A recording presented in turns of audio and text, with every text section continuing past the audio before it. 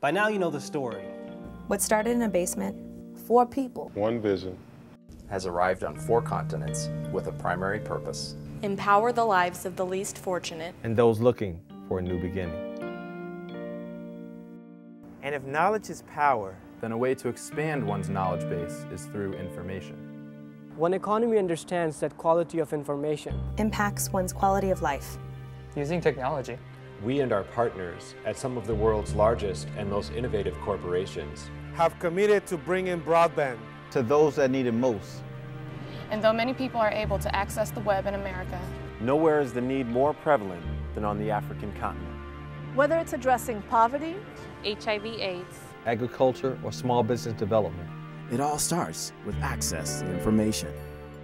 At the heart of One Economy's work lies a nexus between effective global practices and local priorities. As part of the Clinton Global Initiative, Cisco supported NGOs One Global Economy and Appleseeds to deliver the first of 5 trainings in Rwanda.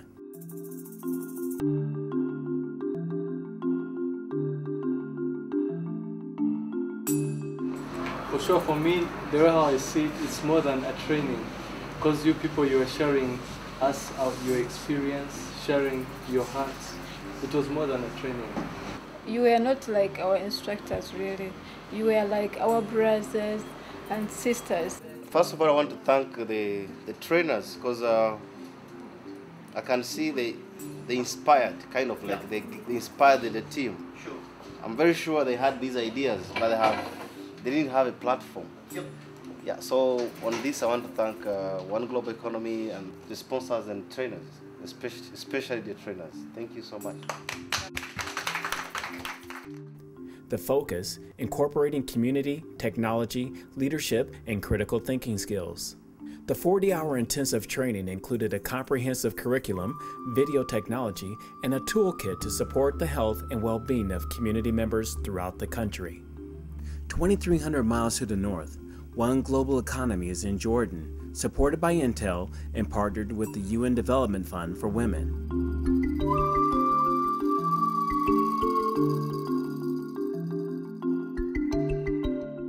We are providing locals with technology training and increased job preparedness. We've also launched Jordan Beehive, an all-Arabic portal that provides assistance on a variety of day-to-day issues. Our work with the Young Entrepreneurs Association provides aspiring business owners with guidance, while our partnership with Save the Children gives access to information about the different services available to low-income communities. With support from Cisco, we are neighboring Israel, building a community portal for the city of Nazareth, conducting workshops on key developmental issues facing residents, providing information on school registration, building a family budget, or links to local health services and job openings. One Economy is combining these local issues with global best practices while planning to launch the Nazareth Beehive by the end of 2009. 7,800 miles back across the Atlantic, funded by a grant from the Cisco Foundation, One Economy made its inaugural visit to Mexico City and met with NGOs and government departments. We are also investigating how to address transnational issues with the Mexican Beehive, given the high number of Mexicans living abroad.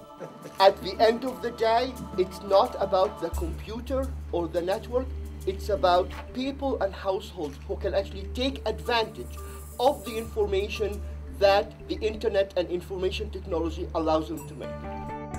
As you can see, our scope has broadened over the years.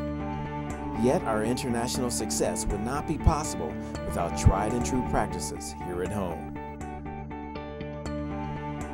How the project got off the ground was a collaboration between AT&T and One Economy. So these two teamed up and decided to put wireless internet here at the Jordan Downs for, I believe it's 3 years at no cost.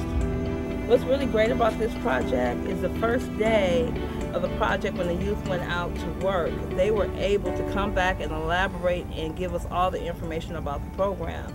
After putting the cylinders together, they talked about how they were able to learn about wireless internet, how it's going to benefit the residents, and they were really, really excited. I was so happy because I realized that they learned so much that day and it was a great work experience. And hopefully we'll have other work sites next program year that are non-traditional jobs. Instead of sending them to parks and recs and having them do maintenance, they're actually learning a skill that'll benefit them in the future.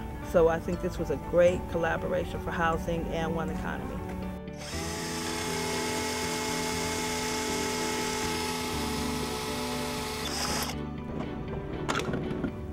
Here at Jordan Down, we had 10-foot pipes. We cut into over 300 pieces, which eventually will look like this.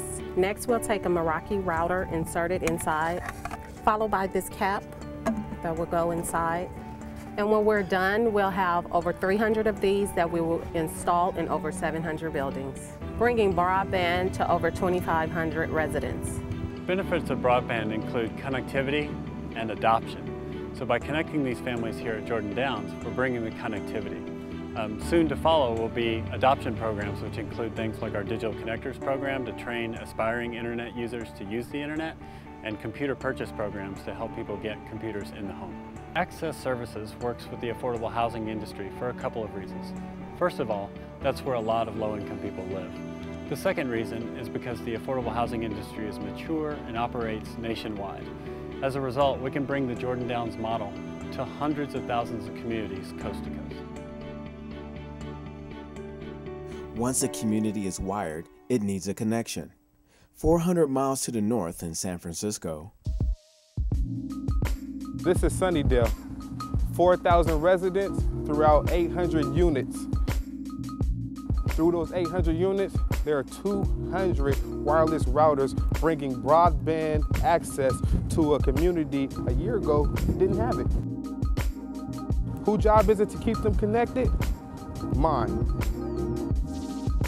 It's broad daylight, and as you can see, there are no kids playing outside. It's been 12 homicides since the beginning of the year, and it's only summer. In a community like this, the unemployment rate is about 35%. And for the young people, it's about double that.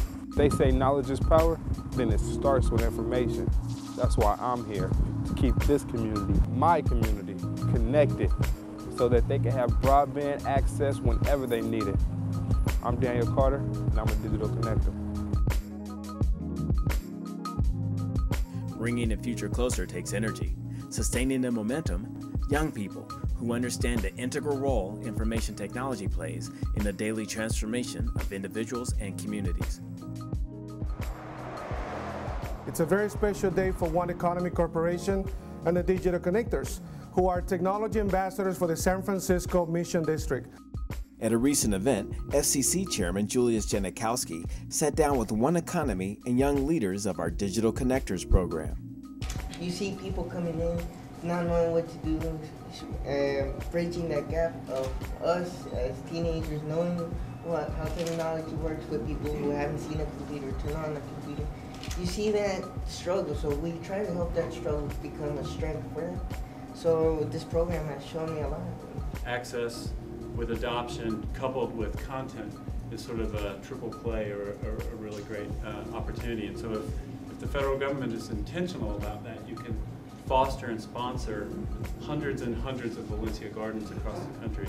I'm happy to hear you say that, and in fact, that is the outline of what the FCC is looking at, and it's why I'm so pleased to be here today. The Recovery Act, passed by Congress, signed by the President, gives the FCC the responsibility of developing a national broadband strategy, and actually says that we should look at those three categories. Thank you all. What a tremendous thing that you're all doing. Excellent. After wires are pulled, the modems place, neighborhoods connected. One Economy's vision widens with purposeful media.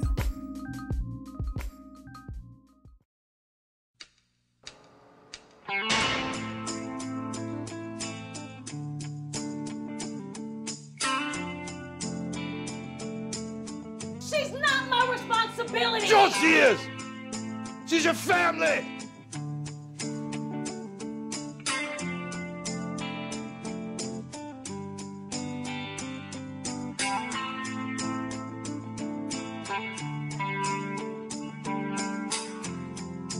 What about your son who's waiting on you? You act like that's the only kid I've got.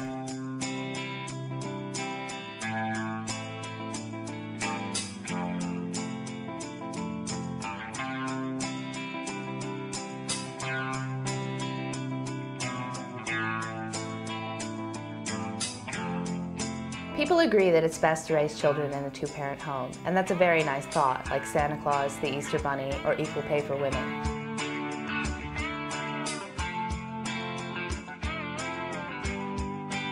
He's a triathlete, husband, Ironman competitor, and dialysis patient. Shad would ride his bike over 4,000 miles from California to Washington, D.C. to raise awareness for chronic kidney disease. Join him on the biggest challenge of his life.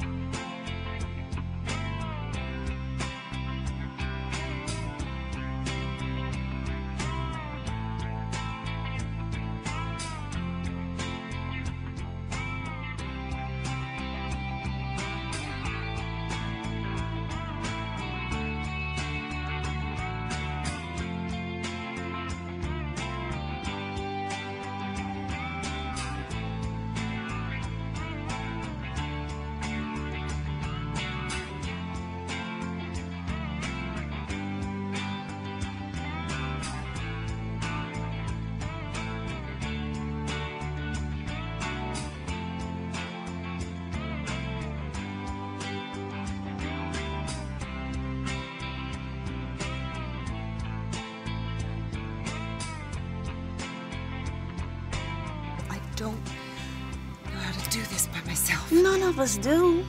Soda is a huge contributor to childhood obesity. If your child protests to drinking water, try using frozen fruit as ice cubes to charge it up a bit.